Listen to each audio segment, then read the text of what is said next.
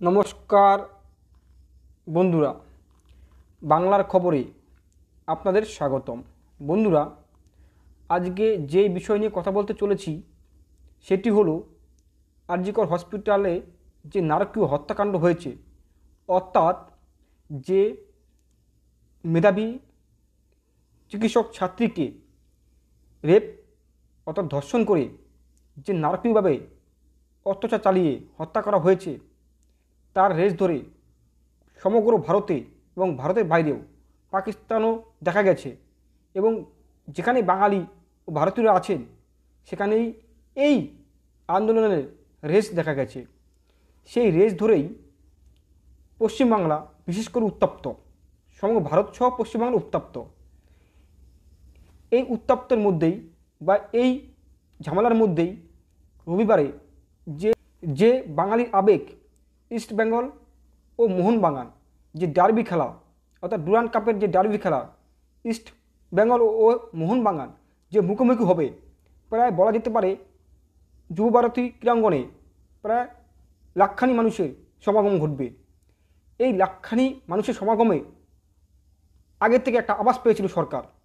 কি আভাস পেয়েছিল যে এই খেলার মঞ্চ থেকে বা দর্শনার্থীরা যে প্রতিবাদ মুখর হবেন, দিদিটা মারা গেছেন আর.জি. কর হসপিটালে, অর্থাৎ হত্যা করা হয়েছে রেপ ও ধর্ষণ করে, সেই দিদির প্রকৃত অপরাধীদের বিচার করার বা বিচার হওয়ার বা ফাঁসি হওয়ার জন্য উত্তাল হবে এই যুব ভারতীয় ক্রীড়াঙ্গনে ম্যাচকে ঘিরে। অর্থাৎ যে উত্তেজনা, যে প্রতিবাদ মুখর হবেন, এই প্রতিবাদকে দমন করার জন্য বা দমিয়ে রাখার জন্য রাজ্য সরকার একটি চাল চাললেন। চালটা হলেন কি? চালটা হলেন এই খেলা বাতিল করা। এই খেলা বাতিল করে ইস্ট বেঙ্গল ও মোহনবাগানকে এক এক পয়েন্ট করে ধরে দিলেন এবং পরবর্তীকালে যে খেলাগুলো কলকাতা হওয়ার কথা ছিল সেগুলো হবে সব জামশেদপুরে, অর্থাৎ ঝাড়খণ্ডে। এবং যারা টিকিট কেটে এই আবেগের খেলা, অর্থাৎ ঘটি বাঙালির যে আবেগের খেলা, ইস্ট বেঙ্গল ও মোহনবাগানের যে ডার্বি ম্যাচ মুখোমুখি হবেন, সেই আবেগের খেলার যে টাকা দিয়ে টিকিট কেটেছেন সেই টাকা ফেরতের কথা বলেননি। এবং একইভাবে এই সরকারের যে মানসিকতা, যে আন্দোলনকে দমিয়ে রাখা বা প্রতিবাদকে দমিয়ে রাখা, তা প্রকাশ পেয়েছে রবিবারে যে খেলা যুব ভারতীয় ক্রীড়াঙ্গনে হওয়ার কথা ছিল সেটি বাতিল করে।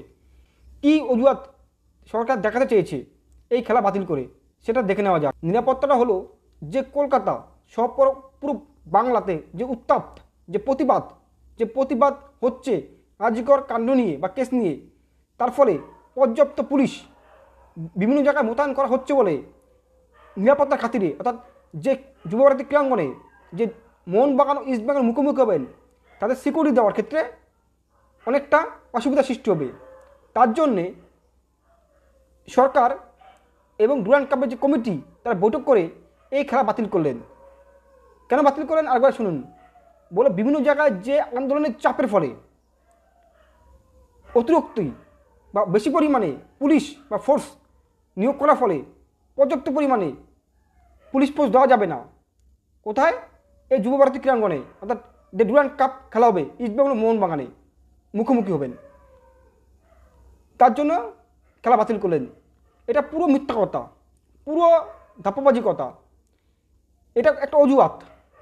যে আমি আগে বললাম যে 1 লক্ষ দর্শক ইস্ট বেঙ্গল ও মোহনবাগান যে আবেগের ক্লাব, তারা প্রতিবার যে মুখোমুখি হয় বা যে কোনো খেলা মুখোমুখি হলে যে মানসিক ও চিন্তাশীল যে লড়াই চলেন, এবং একই সাথে এবার যে লড়াইটা চলবে সেটা হলো ইস্ট বেঙ্গল ও মোহনবাগান একত্র হয়ে বিচার চাইবেন আর.জি. কর কাণ্ডে, অর্থাৎ আর.জি. করে যে দিদিটাকে, যে চিকিৎসা ছাত্রীকে হত্যা করা হয়েছে নারকীয়ভাবে, তার যে বিচার চাইবেন একত্র হয়ে বিভিন্ন প্রান্তের বাঙালিরা গিয়ে বা বিভিন্ন প্রান্তের পশ্চিমবঙ্গের মানুষরা গিয়ে তাতে ভয় পেয়ে গেছে। রাজ্য সরকার রীতিমতো ভয় পেয়ে গেছে। এই প্রতিবাদকে দমিয়ে রাখার জন্য এই একটা অজুহাত দিয়ে তার খেলাটাকে বাতিল করলেন এবং পরবর্তী খেলা জামশেদপুরে হবে। আমি বাংলা খবর থেকে সমস্ত মানুষকে এই বার্তা দিতে চাইছি যে কোনো কিছুই ইতিহাস সাক্ষী, অর্থাৎ কোনো কিছুকেই বা কোনো বিষয়কেই বা প্রতিবাদকে বা আন্দোলনকে বিভিন্ন অজুহাত দেখিয়ে বা বিভিন্ন রক্ত চোখ দেখিয়ে বা লাল চোখ দেখিয়ে এবং পুলিশ লেলিয়ে দিয়ে সেনাবাহিনী লেলিয়ে দিয়ে চেপে রাখা যায়নি বা দমিয়ে দেওয়া যায়নি। বারবারে বিস্ফোরক আগে বা বিস্ফোরক আকারে ফুটে উঠেছে। যেমন একটা উদাহরণ দিয়ে বলি, বাচ্চারা যখন কোনো একটা ছোটোবেলায় কিছু নিয়ে কৌতূহলবশত কোনো কিছু নিয়ে খেলবে, তখন মা বাবা যদি ওই বাচ্চাটা থেকে ওটাকে ছিনিয়ে আনেন, তখন কিন্তু কৌতূহল আর বাড়ে বাচ্চাদের ওই জিনিসটার প্রতি। বা যদি কোনো একটা বাজে কথা বলে, সেই বাজে কথা যদি বারংবার বাচ্চাটা বলে, তাকে যদি দমিয়ে রাখা হয় মেরে দিয়ে বা বকা দিয়ে দমিয়ে রাখা হয়, তাহলে বাচ্চাটা কিন্তু বারে বারে বলতে থাকে।